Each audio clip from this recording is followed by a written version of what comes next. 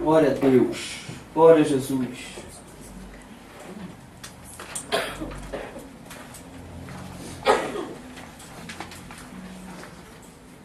Está começando a esquentar um pouquinho o tempo. Já estou aqui suando, não, mano? Ó, Jesus, que bênção. Glória a Deus. Glória a Deus. Estão todos com o boletim? Estão todos na bênção? Glória a Deus, queridos. Amados, queria começar dizendo a vocês o seguinte. Queria começar a dizer a vocês que Deus é um Deus abençoador. Amém, amados? Deus é bom. A palavra do Senhor diz, queridos, que Ele é galardoador daqueles que o buscam. Ou seja, Ele é presenteador. É do caráter do nosso Deus, amados, presentear os filhos. Jesus falou assim: se vocês são maus, sabem dar presente, sabem dar coisa boa aos filhos de vocês, quanto mais o Pai Celeste. Não é isso, amados? Deus é bom. Diga assim: Deus é bom. Deus é bom. Deus é maravilhoso, querido. Mas a gente passa por lutas, por dificuldades. Nós passamos por provações.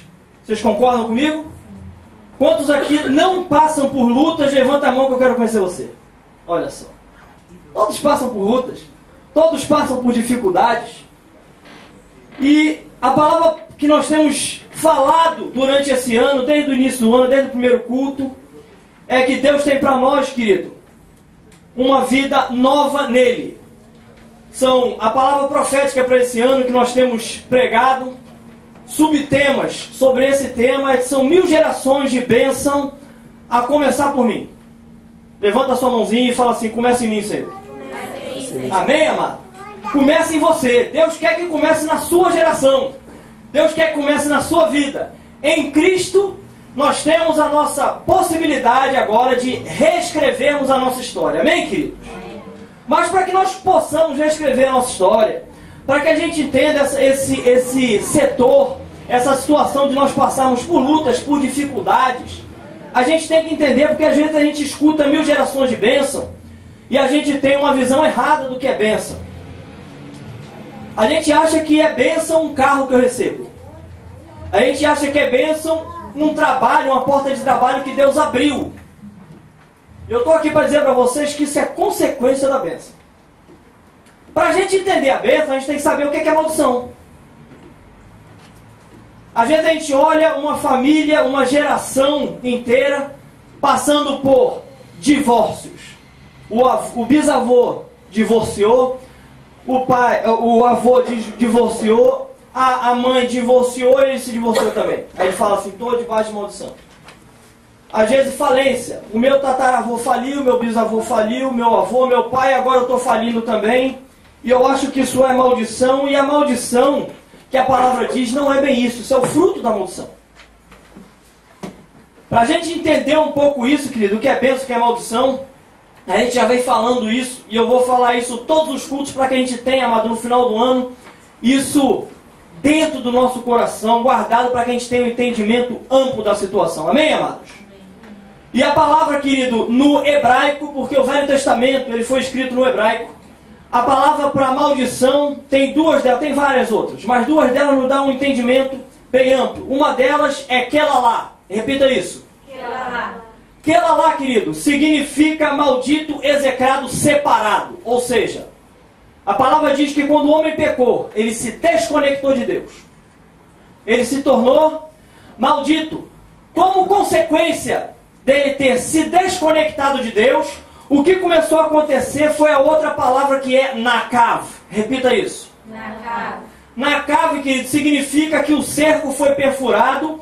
Ele tornou-se agora uma pessoa passiva de ser atingida pelo inimigo. Então, conseguiram entender? Então, a maldição em si é a separação de Deus. Quando eu estou separado de Deus, querido, eu saio debaixo da cobertura de Deus. Então eu saio debaixo da proteção. Então eu fico vulnerável. Então eu fico mais aberto aos ataques do inimigo. Em contrapartida, bênção, essa palavra no hebraico é barak. Repita isso. Barak. Barak, querido, não tem nada a ver com a bênção que a gente está acostumado a dizer que é bênção. Barak, está aí, amado, é ajoelhar, adorar, consagrar a Deus, entrar na presença de Deus. Agora me diz o que tem a ver isso com bênção. Deixa eu explicar para vocês.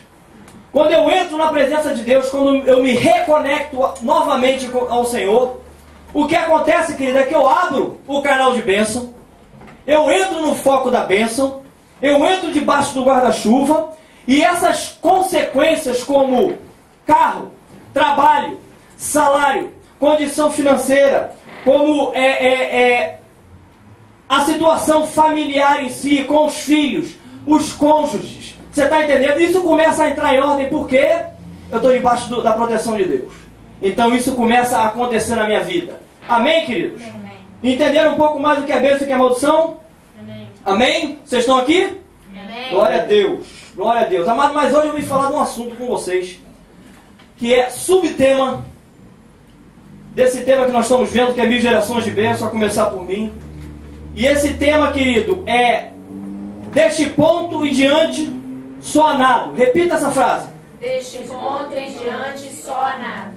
Querido, eu queria começar a dizer para vocês que eu não vim aqui ensinar vocês a nadar. Não vim aqui ensinar vocês, querido, mesmo porque eu não sou um bom professor nisso não. Viu, querido? O máximo que eu posso ensinar vocês a nadar é o nado à pedra. Sabe aquele que afunda? Pronto, isso. A gente dá... Ou então aquele nado do cachorrinho, já viu? Aquele que você vai... eu não sou muito assim, aquelas coisas de nado borboleta, nado de crawl, de costa, de peito, de lado, de cabeça para baixo. Não sou muito expert, né? Não sou muito dentro dessas coisas. Não é a minha área. Então eu já vim dizer para vocês que eu não vim ensinar vocês a fazer isso não.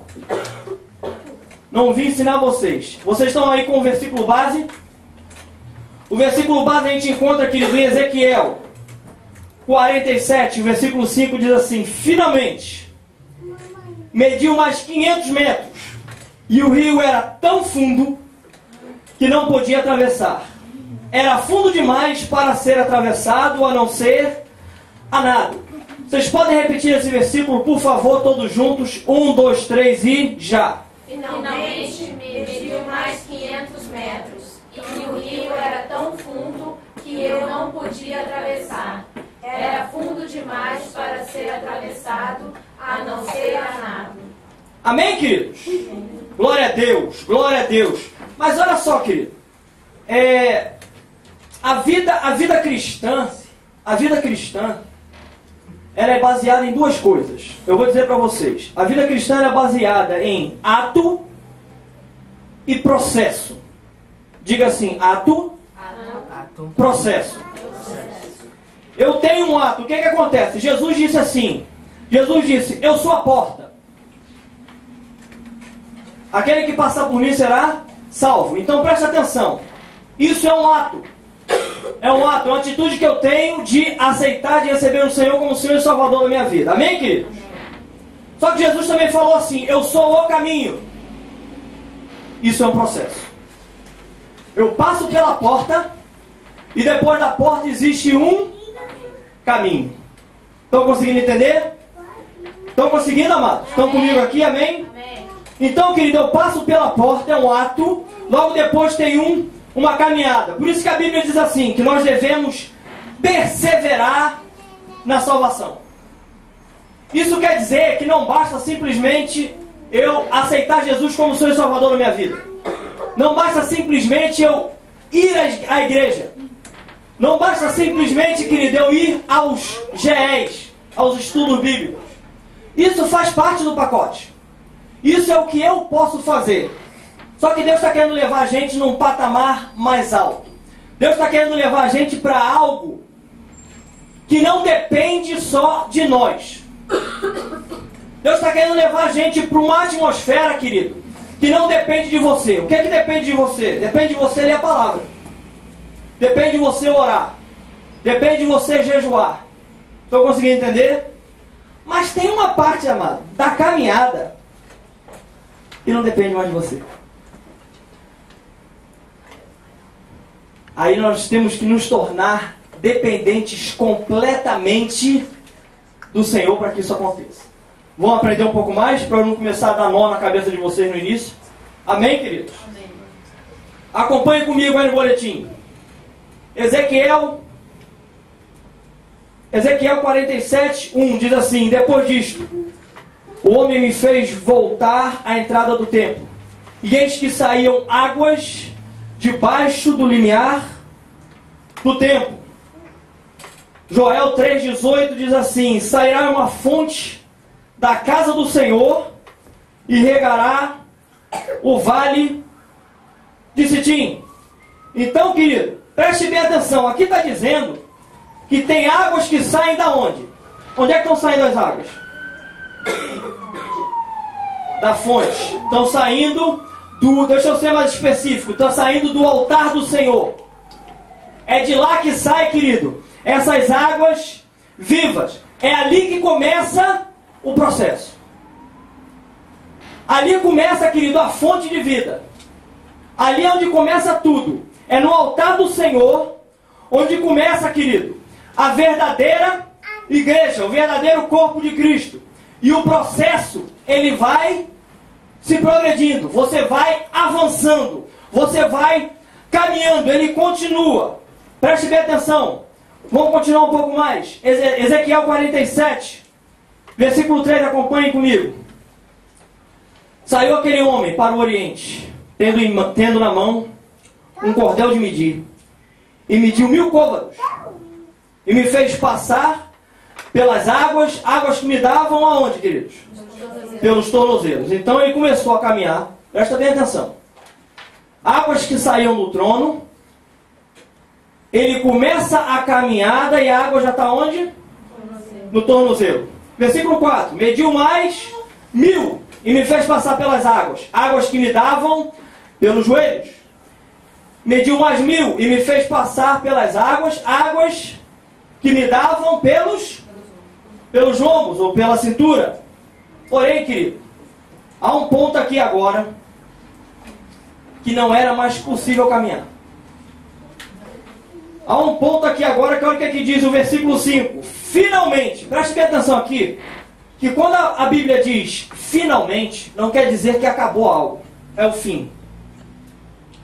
Você vai ver Paulo dizendo aos Filipenses, em Filipenses 4, 8, Paulo vem dando uma série de aconselhamento, de direcionamento da igreja, e no capítulo 4, versículo 8, Paulo diz assim: finalmente, irmãos, tudo que é puro, tudo que é amável, se algum louvor há, se alguma virtude isso, seja isso que ocupe o vosso pensamento. Então preste atenção que quando a Bíblia fala finalmente, é porque está acabando um processo, está começando outro. Diga assim: acabando um processo, e começando outro. Então olha o que aqui diz Ezequiel 47:5. Finalmente, mediu mais 500 metros, e o rio era tão fundo que não podia atravessar. Era fundo demais para ser atravessado, a não ser a nado. Quando eu olho, querido, para isso aqui, eu não sei se vocês sabem, caminhar é uma coisa natural do ser humano. Você sabia disso? É que às vezes eu olho para vocês, a impressão que dá é quando eu trago essas coisas aqui, parece que eu estou trazendo algo uau. Vocês sabiam, amado, que caminhar é normal ao ser humano? Vocês sabiam disso, amém? Amém? É normal. O que não é normal, preste bem atenção. O que não é normal, querido, é voar. Se você for no alto de um prédio, querido, e se jogar lá de cima e abrir os seus braços, você acha que você vai voar? Não vai. Mas o que acontece é que, hoje em dia, a gente olha, a gente vê avião, a gente vê helicóptero, então a gente acha que é uma coisa normal, mas não é. Foi feito algo aí. E agora é possível voar com essas maquinárias, com esses artefatos, mas não é uma coisa normal. Assim como nadar também não é uma coisa normal. E quando eu olho para essa situação aqui, para esse último versículo, que era tão fundo, sabe o que me vem à mente? Quando você está numa piscina, ou numa praia, ou num rio, o que quer que seja, e você está num lugar onde está fundo. Sabe o que acontece a primeira coisa? Vou dizer para vocês, você perde o chão. Deixa eu fazer uma pergunta aqui. Você já perdeu o chão alguma vez na sua vida? Numa situação onde você vai falar, rapaz, eu perdi o chão. Você já teve?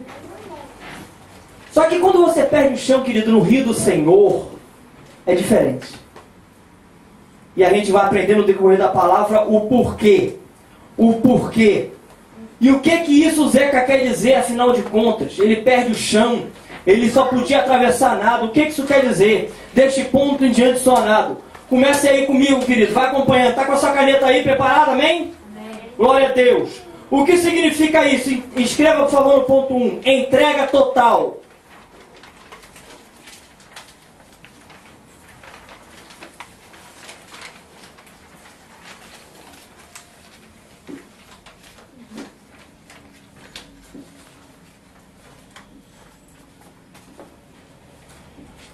O que acontece, querido, é que desse ponto em diante não pode se caminhar. Como eu já falei, que é algo natural. Preste bem atenção, querido. Tem situações que às vezes eu chego e falo assim, rapaz, eu estou até o pescoço com isso.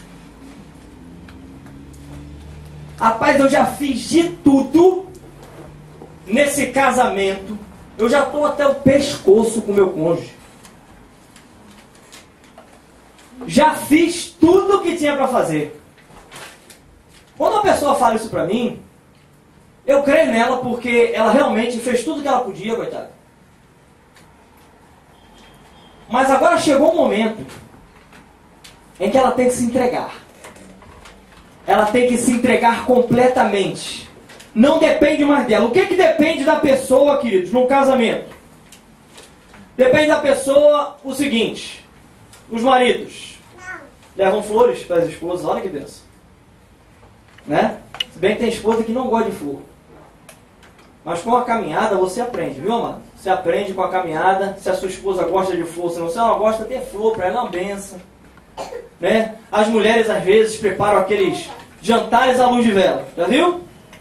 O marido chega em casa do trabalho, rapaz, aquela coisa, ele fala assim, rapaz, vou chegar em casa, não sei o que eu vou encontrar. Quando ele abre a porta, rapaz, as crianças já foram dormir. Está uma bênção. A sala já está com aquelas luzes de vela. Uma bênção, né, amado? Glória a Deus. Mas às vezes isso não é o suficiente. Às vezes para a gente passar disso aí, para a gente passar dessa situação, a gente vai ter que tirar o pé do chão e entrar nesse rio. A gente vai ter que perder o chão. A gente vai ter que mergulhar nas águas do Senhor, querido. Você vai ter que mergulhar, você vai ter que depender completamente de Deus para que você possa, querido, passar por essa situação. Para que você possa passar por isso. A pessoa caminha, querido, enquanto pode. A pessoa às vezes está na igreja, querido. Zé, eu vou ao culto todas as vezes, não falta um. Estou sempre dentro do GE, eu jejuo, eu faço de tudo, querido. Vai chegar um ponto da caminhada, querido, que isso não é suficiente. Vai chegar um certo ponto da caminhada, amado, que a gente vai precisar submergir. A gente vai pegar a nossa cabecinha e vai meter dentro da água. Eu não sei se você sabe, mas enquanto você está, seja na piscina, seja no rio, no mar, enquanto dá pé para você e você está caminhando, você sente uma certa segurança, não é? Quando não dá mais pé, você já começa a pensar duas vezes se você passa daquele ponto ou não. Deus me trouxe aqui hoje para falar para você que no rio dele é para você perder o chão completamente, querido, e mais para dentro desse rio. Depender mais do Senhor nessas situações. Amém, amados? Amém? Amém? Vocês estão aqui comigo? Amém. Olha o que aqui diz João 3, o versículo 8. O vento sopra onde quer, ouves a sua voz, mas não sabes de onde vem, nem para onde vai. Assim é todo o que é nascido do Espírito, querido. Eu não sei mais o que eu vou fazer. Confia no Senhor. Se entrega a Ele. E Ele vai te dizer o que vai fazer. Já que eu não sei mais o que eu faço com o meu casamento. Está na hora de se entregar ao Senhor, querido, completamente. Qual é a parte ainda da sua vida, não precisa me dizer não, mas qual é a parte da sua vida ainda que não foi entregue completamente ao Senhor? Deus quer fazer parte 100% da tua vida. Deus quer coordenar e governar 100% da sua vida. Só que às vezes a gente faz assim: Senhor, a minha vida é sua, mas esse quarto aqui o Senhor não entra não. Porque nesse quarto aqui é a questão, esse quarto aqui é a questão do meu relacionamento com o meu cônjuge, aqui isso não entra. Porque aqui eu sei, aqui eu mando. O nosso Senhor Jesus, ele é um gentleman. Ele não vai entrar se você não deixar. Mas você vai ficar só até o pescoço. Você vai ficar só até o pescoço, querido. Você não vai conseguir entrar no rio. Você não vai conseguir mergulhar nas águas do Senhor. Você não vai conseguir chegar ao nível que Deus quer que você chegue. Que é a dependência completa do Senhor. Deus quer que você e eu, amado, possamos depender de Deus 100%. Estão conseguindo entender, igreja? Começando a entender. Diga assim, para animar que o pregador fala assim, só um pouquinho. Né? Que aí já anima o pregador, a gente consegue caminhar. Amém, queridos? Amado, e quando eu vejo essa situação de que está só até o pescoço e eu tenho que submergir a cabeça tem certas partes da cabeça, mas uma delas, nós vamos falar de algumas, mas uma delas que me chama a atenção, é uma área que é bastante atacada pelo inimigo. Eu vou pedir para que você escreva no primeiro ponto aí, mente. Escreva, por favor. Mente.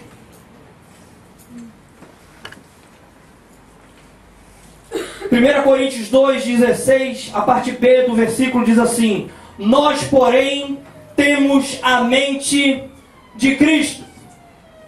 Presta atenção, querido, porque Paulo aqui está dizendo, está trazendo uma afirmação que agora nós temos a mente de Cristo, querido.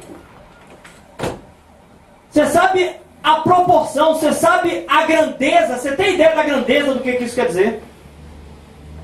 Porque a mente de Cristo, querido, não é simplesmente alguém que se converteu. Ter a mente de Cristo, querido, não é simplesmente o fato de eu mudar um pouquinho o meu pensamento. Vou trazer um exemplo melhor para que vocês entendam. Às vezes a pessoa é viciada, queridos. Seja qual for o vício, seja nas drogas, seja na pornografia, seja no alcoolismo, seja viciada em qualquer que seja a situação. E essa pessoa se converte, conhece o Senhor, começa a caminhar, começa a se encher da palavra, amém, queridos? Ele começa a caminhar. E chega a um certo ponto que ele larga essas coisas, larga o vício. E ele começa a fazer as coisas, querido, começa a fazer as coisas por obediência, mas ainda há um esforço dele.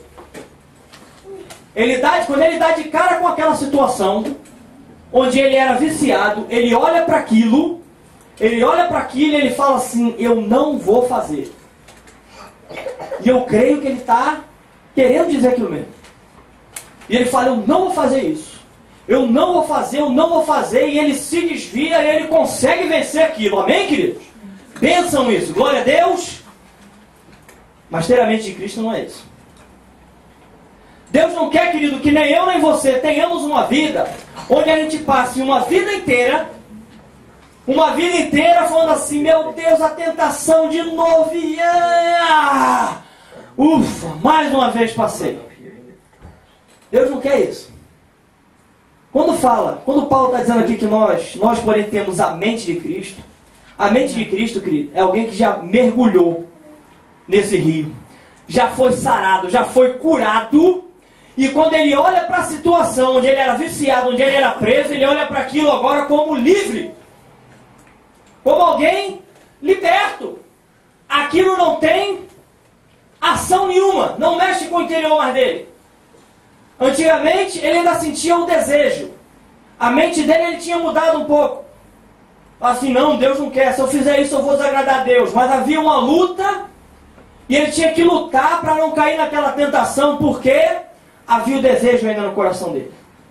Quando você mergulha no rio de Deus, quando você submerge a tua cabeça, querido, no rio de Deus, o que acontece é que você começa a ter a mente de Cristo e você começa a passar por essas coisas e você começa a vencer de tal maneira que quando você olha para aquilo que te seduzia, aquilo não traz mais nada para o seu coração. Eu conheço uma pessoa, querido, hoje é um homem de Deus tremendo, é pastor, mas ele foi criado, cresceu dentro da igreja. Aos 17 anos esse homem se desviou. E ele se desviou e entrou nas drogas. 10 anos de cocaína. Os médicos diziam assim para a mãe dele: não tem mais jeito. Isso já está no DNA. Não tem mais cura. Ele pode passar um tempo, ele vem para a clínica, passa um tempo sem, mas quando ele voltar, quando ele der de cara, ele vai de novo. Porque isso já ficou no DNA dele. Esse homem retornou ao Senhor. Esse homem retornou ao Senhor. O Senhor o libertou. Glória a Deus por isso. Amém? Amém. O Senhor o libertou dessas coisas todas. Mas a princípio, ele falava o seguinte para mim. Ele falava assim: Zeca, eu ia, quando eu batia aquela coisa, aquele desejo, eu ia para a rua correr.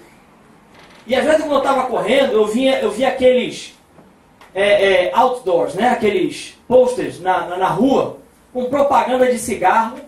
Eu olhava e virava para o outro lado. Atravessava, corria para o outro lado. Ou seja, ele fugia para não ser vencido pela tentação. Por quê? Porque a mente dele já estava começando a mudar. Mas ainda havia o desejo, querido. Ainda havia o desejo. E a palavra, você vai ver que a palavra diz o seguinte: que a nossa tentação, que Deus não tenta ninguém, mas a gente é tentado pelo aquilo que a gente já cobiça. Ou seja, é o desejo que está no seu coração já. A cobiça, ela dá luz ao pecado. E o pecado, ele gera a morte. Estão conseguindo entender, queridos? Hoje em dia, você pode botar uma montanha de cocaína na frente desse homem e não acontece nada com ele. Ele vai olhar, é como se você estivesse botando um prato de arroz com feijão e ele sem fome nenhuma. Estão conseguindo entender, queridos? É isso que Deus quer fazer. Quando Deus fala que nós, porém, temos a mente de Cristo, Deus quer que a gente chegue nesse ponto. Mas para chegar nesse ponto, querido, tem que mergulhar nas águas. Para chegar nesse ponto, tem que haver uma entrega total a Deus. Permitir que Deus comande e controle todas as áreas da sua vida, querido. Está conseguindo entender, igreja? Amém? Glória a Deus. Glória a Deus. Olha o que diz Romanos 12:1. Rogo-vos, pois, irmãos, pela misericórdia de Deus, que apresenteis o vosso corpo por sacrifício vivo, santo e agradável a Deus, que é o nosso culto racional. Culto racional, querido, vem da onde? Isso, vem da mente, vem do raciocínio. Então o culto racional vem da mente. Paulo está dizendo aqui aos Romanos o seguinte: para que a gente racionalmente ofereça como um sacrifício vivo, santo e agradável a Deus o nosso corpo, dizendo assim: Senhor, é tudo teu, é tudo seu. Mas quando fala aqui um sacrifício vivo, querido, deixa eu esclarecer aqui uma coisa, porque o que Paulo está fazendo aqui é uma analogia, tá? O que Paulo está fazendo é uma analogia, um sacrifício vivo. Isso aqui não é para que ninguém, querido, para que tenha um suicídio em massa na igreja. Pelo amor de Deus, não façam isso, tá, amados? Não é isso que Paulo quer dizer, não. Não é isso. Não se suicidem, não se matem, não façam isso não. Amém, amados? O que Paulo está querendo dizer, querido, preste bem atenção, é que o que Paulo está trazendo aqui é que no Velho Testamento, eu não sei se vocês sabiam, quando havia pecado, o que tinha que acontecer? Tinha que haver o sacrifício de um animal, isso, de uma ovelha. Era oferecido como sacrifício para perdão do pecado. Estão conseguindo entender até aqui? Aí a pessoa levava lá para o sacerdote sacrificava o cordeiro. Após o sacrifício, a ovelha saía de lá, o cordeiro saía de lá, lindo, contente, caminhando e voltava para o pasto. É isso?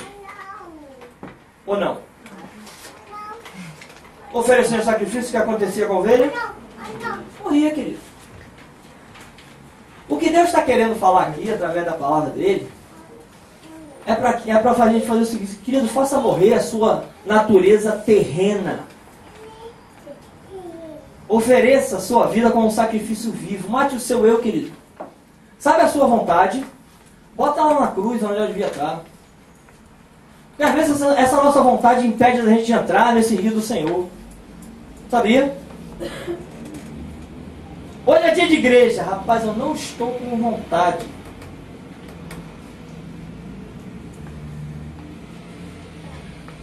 Vou entrar no computador.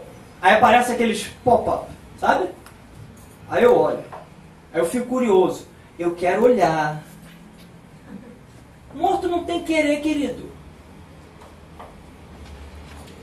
Se você já ofereceu o seu corpo como um sacrifício vivo, santo e agradável a Deus, morto não tem querer. Morto não tem vontade. Por isso que a Bíblia diz: já não sou eu que vivo, mas Cristo vive em mim. A vida que eu vivo hoje, eu vivo pela fé do Filho de Deus, querido. Eu não faço mais a minha vontade. Agora eu busco em Deus. Você vai ver, querido, a vida e a obra de Jesus. Jesus falando várias vezes no Novo Testamento. Nos 4 evangelhos você vai ver: eu vim para fazer a vontade daquele que me enviou. Nem, amado, quando estava próximo de acontecer o que aconteceu com Jesus, dele passar por toda aquela situação, onde ele foi esbofeteado, onde ele foi açoitado, onde ele sofreu terrores ali, e foi crucificado, ele faz uma oração diante do Pai, onde ele diz: Senhor, se possível, afasta de mim esse cálice. Mas, contudo, que seja feita a sua vontade, não a minha, aqui. A palavra diz que cabe ao homem fazer planos, mas a resposta vem do Senhor, amados. Amém, igreja? A gente tem que aprender isso. A gente tem que aprender, querido, que uma vez que nós nos achegamos, nos reconectamos a Deus, pela ponte que é Jesus, amém, amados? Agora, querido, a gente tem que continuar esse processo. No início, tem coisas que eu tenho que fazer, como eu já falei antes, como leitura da palavra, jejum, oração, o vir à igreja, isso tudo faz parte. Mas não é só isso. Tem mais. Tem mais. Chega um ponto, querido, que se não houver entrega total, você vai ficar parado aí. Presta atenção, a palavra diz assim, que a vereda do justo é como a luz da aurora, que vai brilhando mais, e mais, e mais, e mais, até se tornar dia perfeito. Você sabe o que é a luz da aurora? A luz da aurora é a luz do dia. Você já viu, querido, a luz do sol parar? Você já viu isso na sua vida?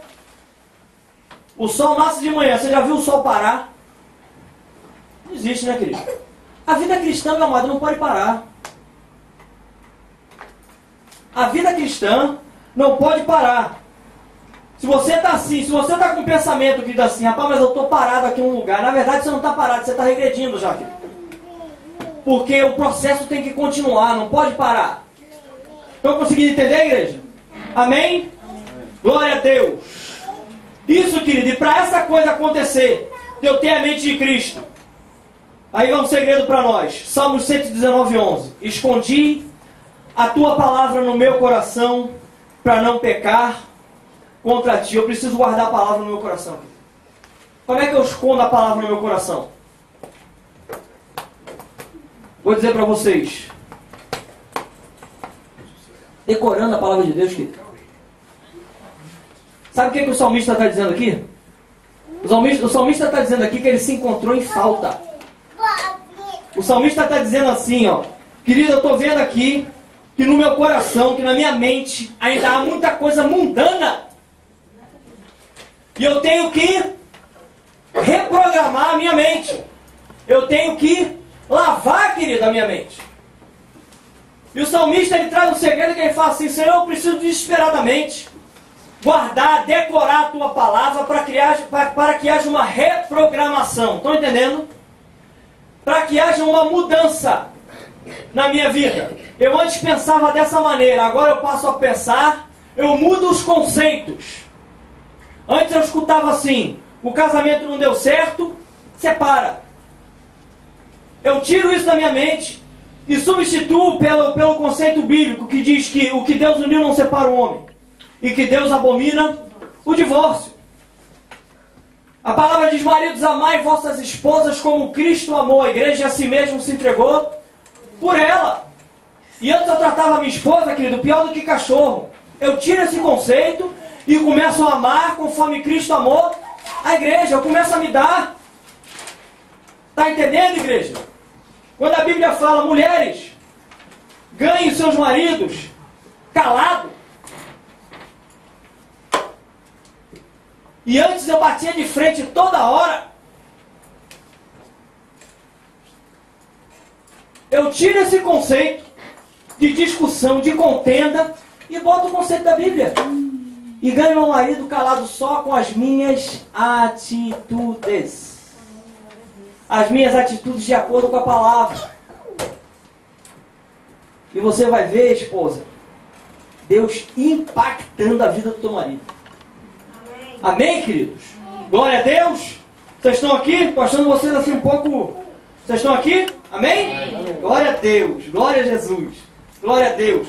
Amado, quando a gente pensa na cabeça, a gente falou da mente, mas tem outras partes da cabeça que influem bastante, amado, na nossa vida. Escrevam, por favor, a próxima parte que a gente vai ver são os olhos. Escrevam, por favor, olhos.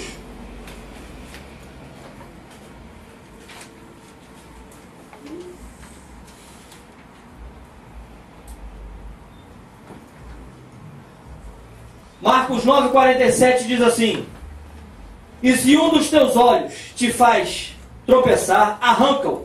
É melhor entrares no reino de Deus com um só dos teus olhos, do que tendo os dois seres lançado no inferno. Presta atenção aqui mais uma vez, porque Jesus aqui, amado, não está mandando você se mutilar não, viu, querido? Por favor, igreja, não metam o dedo no seu olho ou qualquer tipo de ferramenta e arranquem o olho de você. Não é para isso não, viu, amados? Amém? Não façam isso, pelo amor de Deus. Não é para fazer isso. O que Jesus está dizendo aqui, querido, é que Jesus se importa com o que você vê.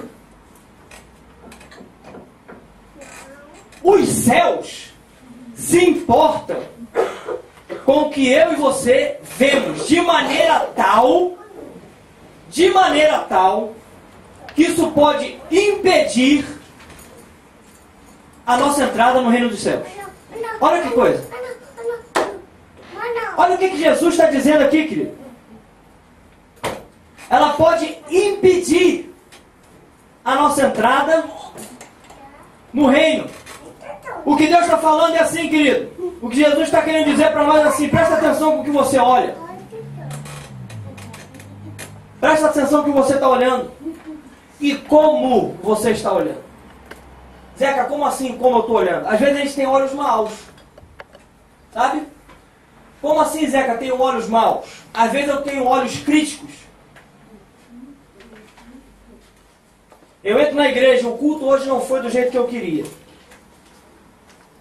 Eu chego pro meu cônjuge, ele é muito legal, muito bacana, mas esse mais, querido, ele acaba com a pessoa. Esse mais, ele tem que sair da vida do cristão, do discípulo. Esse mais, ele tem que acabar. Porque deixa eu explicar uma coisa para vocês, a pessoa que tem essa coisa, esse olhar crítico, ela não vai receber nada do Senhor, querido. A pessoa que é crítica, o que acontece com ela é que ela se torna até uma pessoa ingrata. Vocês sabiam disso? Porque por mais que você faça, vai ter sempre um mais. Então ela se torna uma pessoa ingrata.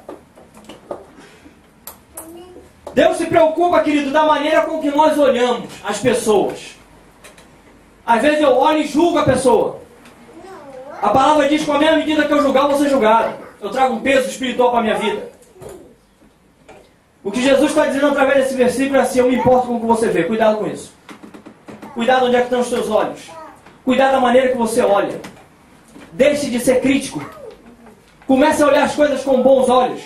Comece a olhar as coisas com bons olhos. Por que, Zeca, que eu tenho que olhar as coisas com bons olhos? Olha o que é que diz Lucas 11:34. São os teus olhos a lâmpada do teu corpo. Se os teus olhos forem bons, todo o teu corpo será luminoso, querido. Mas, se forem maus, o teu corpo ficará em trevas, amado. Esse mais, amado, tem que sair, esse olhar crítico, essas coisas têm que sair da nossa vida, meu amado. Eu falei aqui do olhar crítico. Mas às vezes os nossos olhos têm coisas também que não são agradáveis ao Senhor. Isso a gente bota em filmes. Onde é que teus olhos estão, querido? Às vezes eu estou passando de canal. Aí eu passo num filme onde há uma cena meio que, sabe? Íntima. Eu não vou nem assistir o filme, mas eu paro só para olhar a cena. Que coisa! Tá vendo os olhos maus? Os nossos olhos é a lâmpada do corpo. O que os nossos olhos veem, querido, sabe o que acontece? Vai tudo para a mente. É como se fosse uma máquina de fotografar, sabe? Você fica com aquela imagem na tua mente, ó. Tempos e tempos. Tempos e tempos. Tempos e tempos. É tempo de nos arrependermos, querido, disso. É tempo da gente começar a prestar atenção o que a gente está olhando e como nós estamos olhando. Amém, queridos? Uma outra parte da cabeça, querido. Escrevam, por favor. Ouvidos.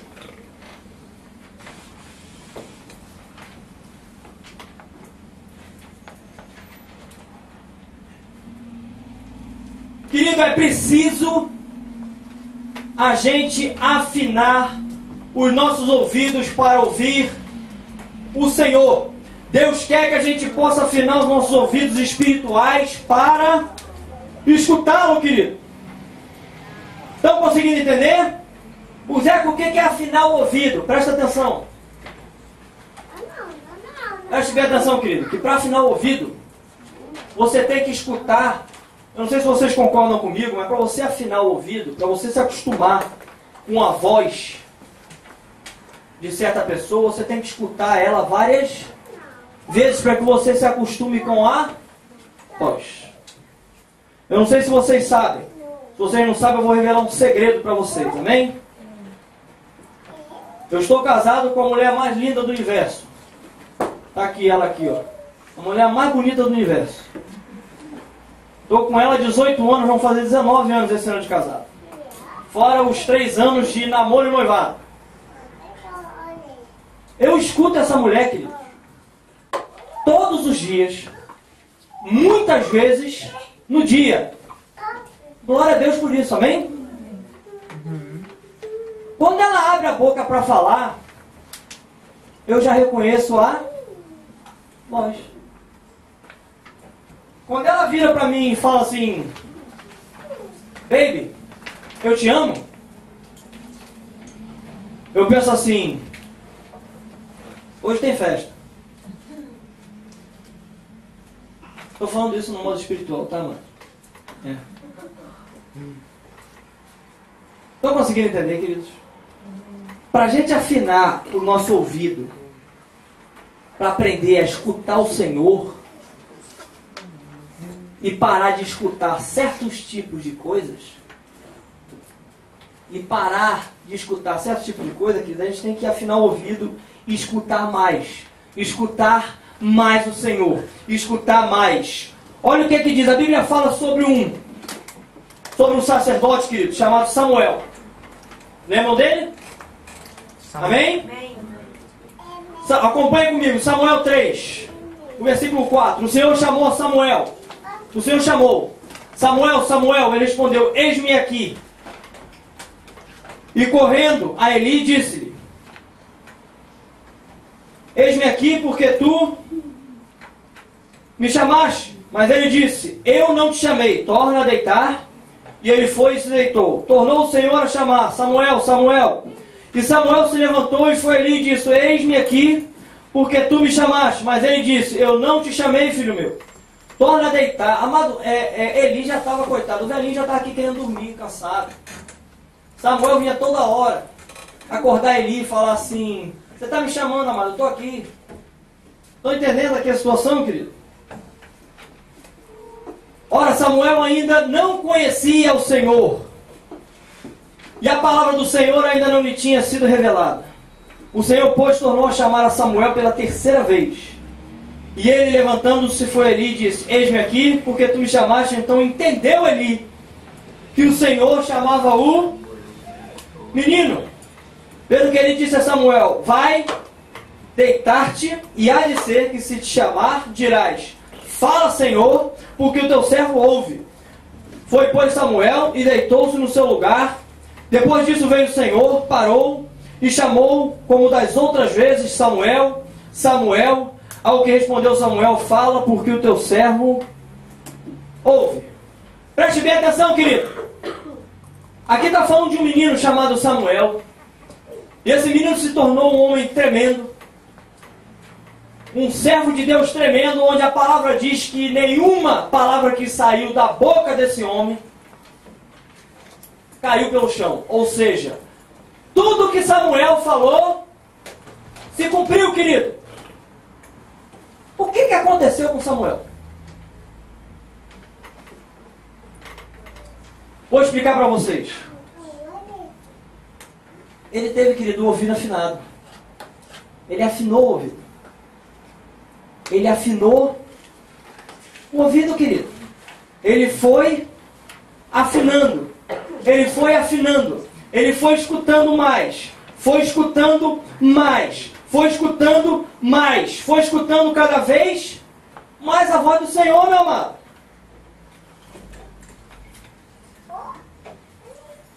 Às vezes, querido, preste bem atenção.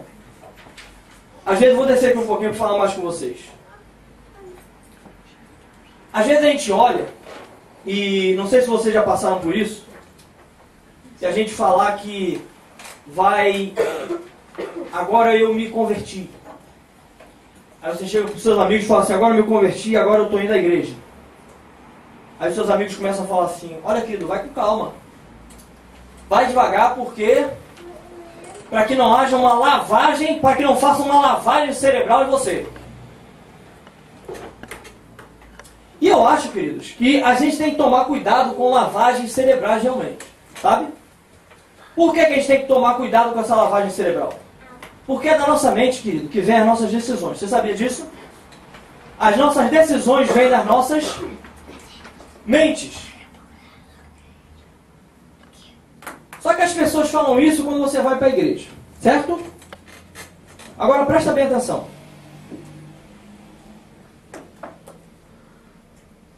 Tem pessoas, querido, que fazem o seguinte: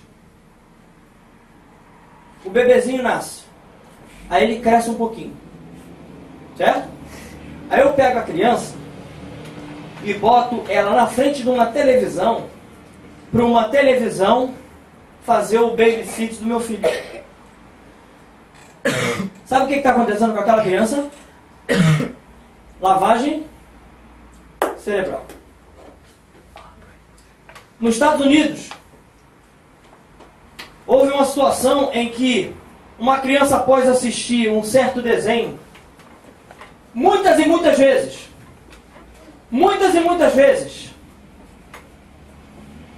matou o pai e a mãe. Uma criança. Como assim, Zeca? O que houve? Os policiais começaram a sondar e ver o que tinha acontecido. Quando veio um psicólogo ou uma pessoa que, né, para lidar ali com a criança, e começou a puxar dela, e a criança acabou falando: não fui eu que matei. E o pessoal querendo entender o porquê que ele tinha matado. E ele falou assim: porque o personagem lá do desenho falava que matar não tinha nada demais. Lavagem cerebral. Ou seja, para vir para a igreja, cuidado com a lavagem cerebral. Mas para essas coisas, não tem ninguém que se levante para falar assim: cuidado com a lavagem cerebral, querido. Deixa eu fazer uma perguntinha a vocês. Que nos tempos antigos era de uma maneira, agora mudou. Porque hoje em dia, quando a sua casa está suja, Antigamente, quando tinha louça para lavar ou lixo, né, para retirar, alguma coisa dessa, antigamente era só a esposa que fazia. Né? Hoje em dia os homens ajudam. Amém, querido? Amém, homens? Amém. Amém? Glória a Deus? Amém. Então a pergunta é para todos. Quando a casa de vocês, querido, está suja, o que vocês fazem? Limpam. Queridos, cabeça suja tem que limpar, meu amado. A cabeça suja, querido, o que entra pelos seus ouvidos e começa a contaminar a sua mente, começa a lavar a sua mente, isso tem que ser limpo, querido. Tem pessoas, querido, que entram nas drogas, entram para essas coisas que o mundo oferece, e quando você vai ver, sabe de onde é que veio? De músicas. Hoje em dia, querido, tem muitos raps aí, e normalmente faz uma apologia à droga, a sexo, como se fosse algo normal, te dando força para fazer. Por que ninguém fala nada com isso? Cuidado com a lavagem cerebral.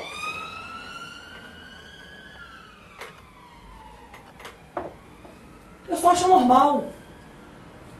Você não se separar da sua esposa, isso é normal, querido. Pelo amor de Deus.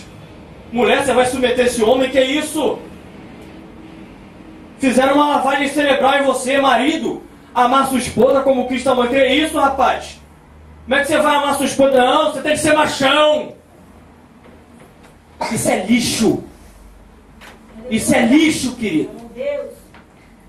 Bota a mão na sua orelhinha, assim. Bota a mão na sua orelha assim. Bota a mão na sua orelha. Fala assim, isso aqui não foi feito para entrar lixo. Lixo. Amém, queridos? Isso não foi feito para aplauso ao Senhor mesmo. Glória a Deus por isso. Isso não foi feito para entrar lixo não, querido. O teu corpo, querido, foi feito para louvar e engrandecer o Senhor Jesus.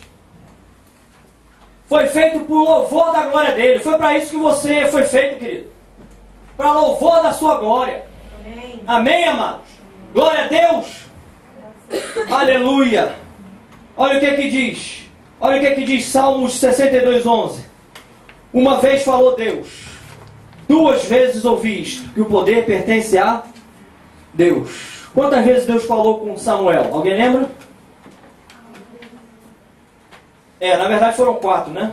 3 ele falou e na 4ª que ele ouviu. Sabe quando é que nós vamos ter um teste pra gente? Para saber quando a gente vai ter os nossos ouvidos afinados? Quando acontecer isso aqui com a gente. Quando o Senhor falar uma vez, a gente começar a escutar 2. Quando o Senhor falar, maridos, amem as vossas esposas como Cristo amou a igreja, eu escuto isso 2 vezes. O Senhor fala uma só. E eu ouço isso 2. E eu ouço isso 2. Estão entendendo, igreja? Amém? Amém? Glória a Deus. Enquanto a partida, querido, escreva mais uma parte da cabeça, boca.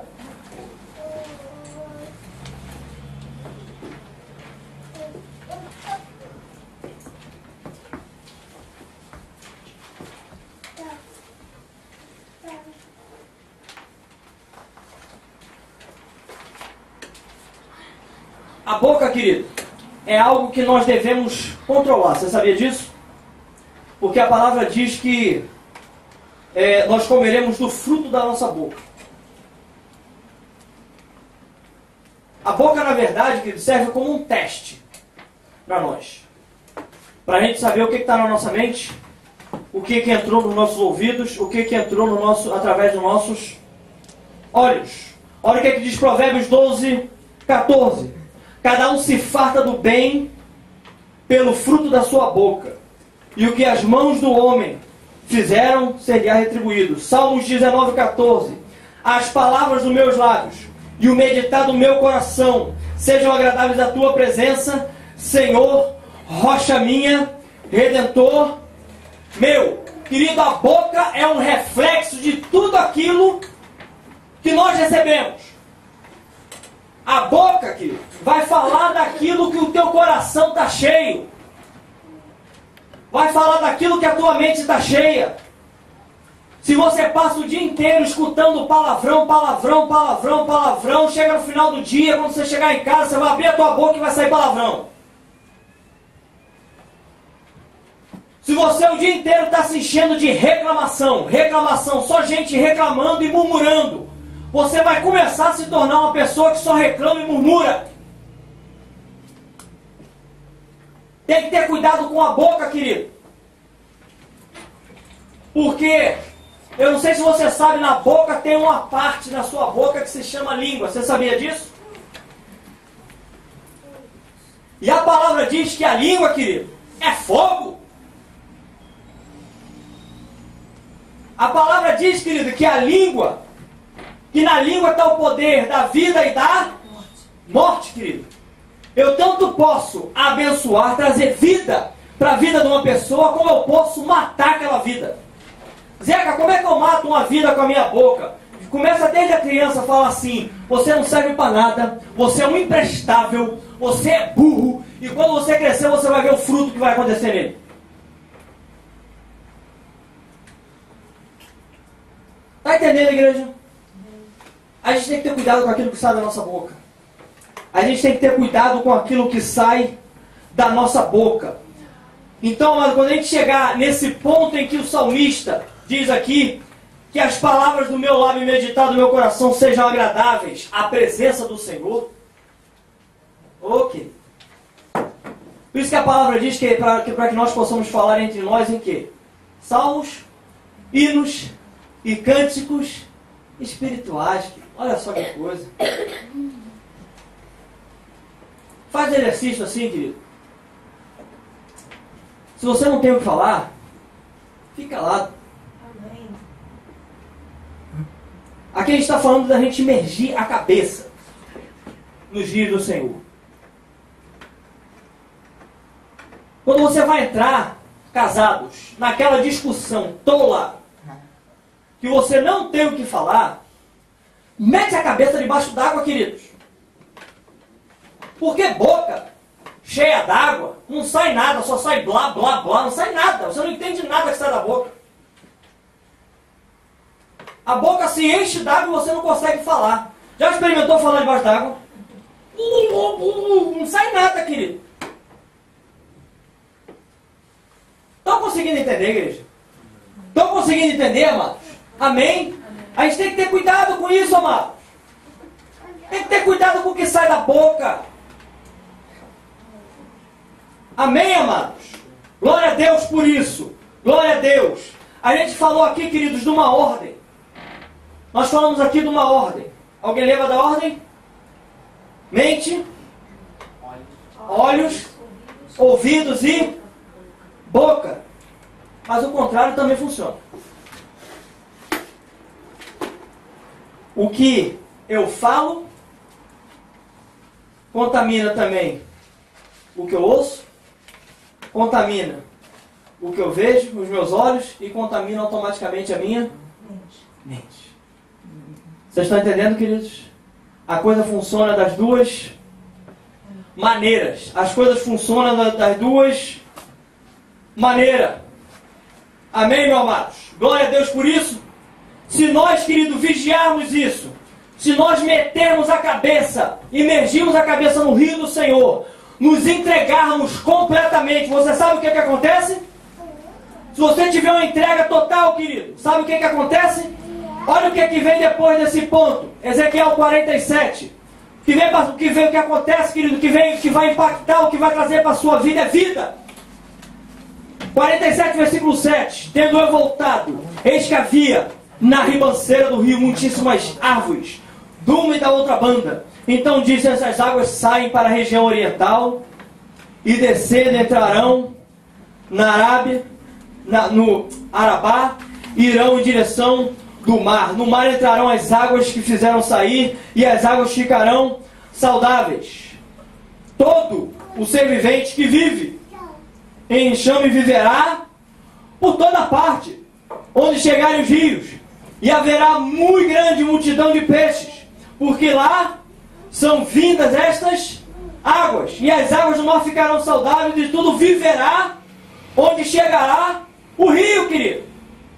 Esse rio, querido, entrando na sua vida, submergindo a você completo, quando há uma entrega total, acontece vida na sua vida, querido.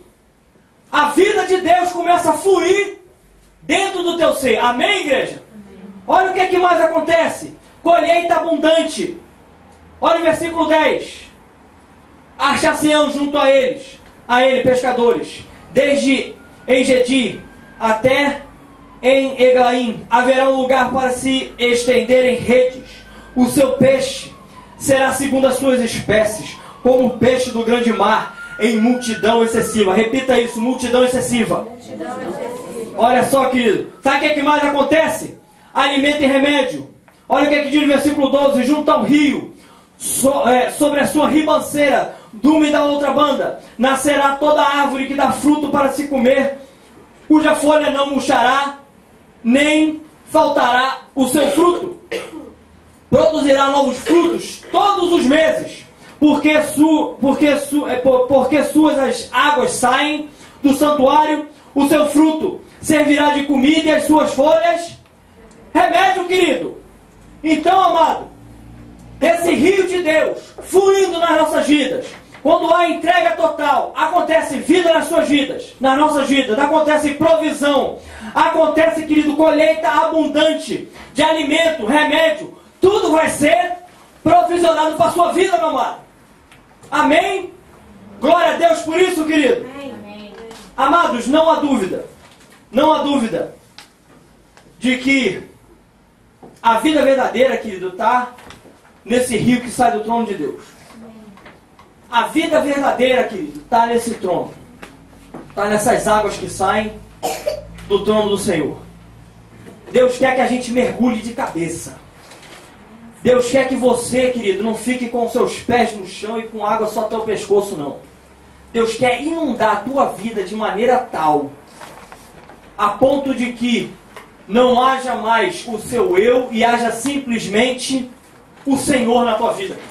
E haja simplesmente o fluir dessa vida através da tua vida. Amém, amados? Olha o que é que diz, querido. Nós lemos aí no Velho Testamento Ezequiel.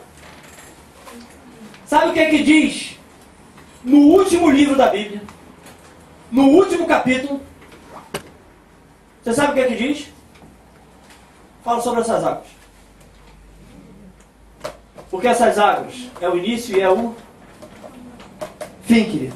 Olha o que é que diz Apocalipse 22, versículo 1. Mostrou-me um rio de água da vida, resplandecente como cristal, saindo do trono de Deus e do Cordeiro. No meio da sua rua, e de um e de outro lado do rio, achava-se a árvore da vida, que dava 12 frutos, produzindo um em cada mês o seu fruto. E as folhas das árvores servem para a cura das nações. Não haverá jamais maldição. Diga assim, não haverá mais maldição. O trono de Deus e do Cordeiro estará nela, e os seus servos o servirão, e verão a sua face, e o seu nome estará nas testas dele. Não haverá mais noite, nem precisará mais de luz da candeia, nem luz do sol, porque o Senhor Deus os iluminará, e eles reinarão pelos séculos dos séculos. Amém, queridos? Glória a Deus. Este rio, querido, ele sai do trono de Deus. Esse rio que sai do trono de Deus, querido, esse rio, querido, que sai do trono de Deus e vem para nossas vidas, e do Cordeiro. Jesus é o Cordeiro de Deus. E aqui no último capítulo da Bíblia, amado, nós vemos que é revelado que este rio sai de Deus, este rio sai de Jesus. Esse rio quer inundar a tua vida e a minha, querido. Esse rio ele quer inundar nossas vidas. Esse rio ele quer inundar nossas casas. Ele quer inundar o nosso trabalho. Ele quer inundar tudo aquilo que faz parte da nossa vida. Jesus tem interesse de entrar em todas as áreas. Jesus não quer ficar a parte de nenhuma